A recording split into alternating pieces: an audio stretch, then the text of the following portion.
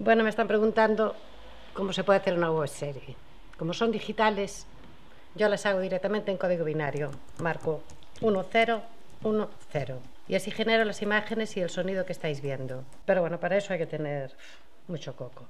Si ves que no sabéis hacerlas, lo mejor es que os enseñen los chicos de Magnetova, porque con sus cámaras, guiones y todas esas cosas. Y para eso solamente tenéis que anotaros en la página Carballo Interplay antes del día 3 de marzo. Veréis qué cosas más chulas se pueden hacer.